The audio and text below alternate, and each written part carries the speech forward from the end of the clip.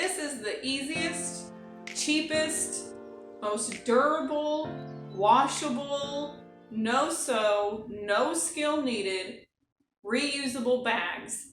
I'm not sure where I saw this at, but it was somewhere. Someone had a bag and it was made from a t-shirt, and I was like, holy cow, that you're freaking brilliant.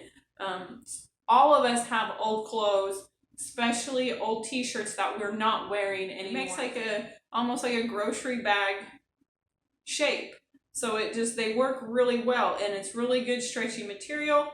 You can take them and throw them in the washing machine and just keep using them and using them and using them and using them. I have found that the t-shirts that work the best, and you can make them from all different size shirts too. If you have little kids, keep their shirts because the small ones make really good small bags for produce. I have found that the longer, more narrow the shirt is, the better.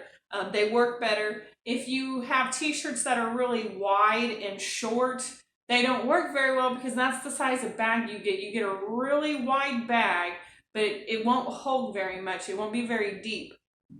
So women's shirts that are kind of like more fitted and they have like a little stretch to them generally work the best. But you really can. You can use any type of t-shirt that you have. All of them work. And all you want to do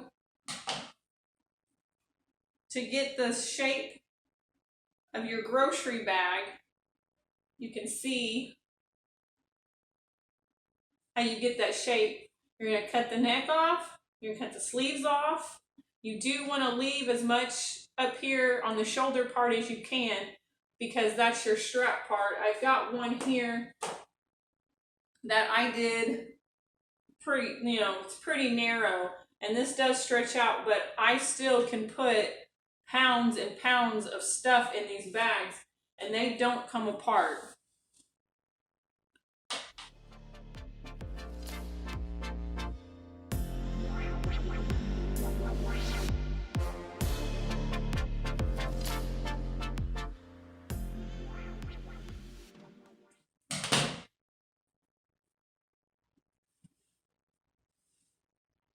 All right, you've got your sleeves cut off, you've got your neck cut out, and your neck is going to be your opening to your bag. So you don't want to cut too much off there because these have such a good stretch.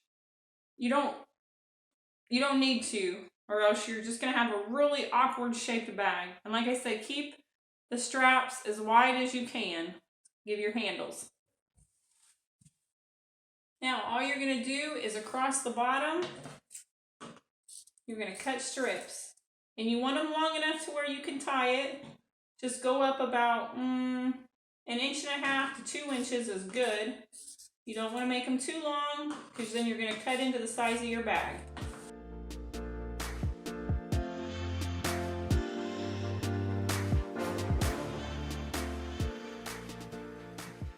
Once you have it cut all the way across, all you're going to do now is find these pieces. Now, this is important too, of whether you want your knots on the inside or the outside of your bag.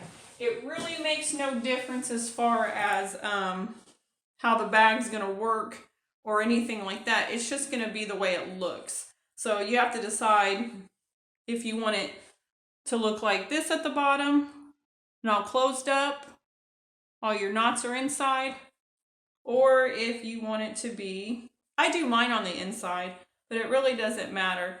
Or it can look like that on the bottom, and then all your knots and your tails will be on the outside of your bag. So either way, it doesn't matter. But if you want them on the inside, take your shirt and turn it inside out, and you're going to tie. Just tie a good knot in there. And just keep working your way all the way down the bag.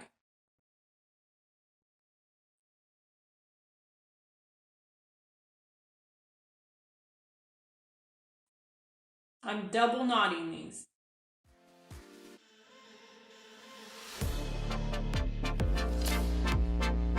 All right, I have tied this all the way across, double knotted it. Now you're going to start at one end, and you want to get the knots that are right next to each other, and you're just going to crisscross. You're going to take the tail from this knot and the tail from this knot, and you're going to tie that in a knot together. And then you're going to do the same thing with the other two knots. But this time on this knot, you want to double knot it. The first one you don't have to double knot because it will start to get hard to get your fingers in there if you double knot both of them. But that's all you have to do, and then you just go to the next two and you do the same thing.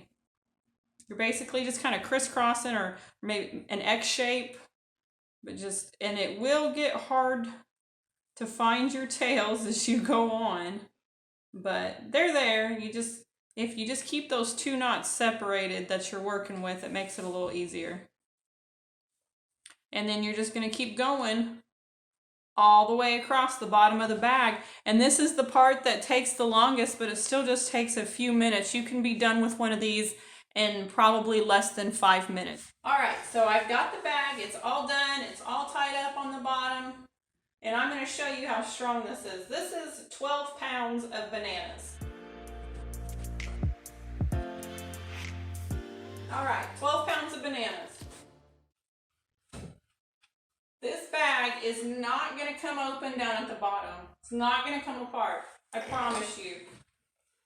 And it makes it really easy when you're buying produce too. If you already have your produce in bags like this, they can easily scan it and keep it in the bag, weigh it and everything, and just hand it to you. And then your groceries are already bagged up. Now it's time to go dig through your closet and dig through your drawers and go find all those old t-shirts and make some bags. I hope you eat more plants, stay healthy, and until next time,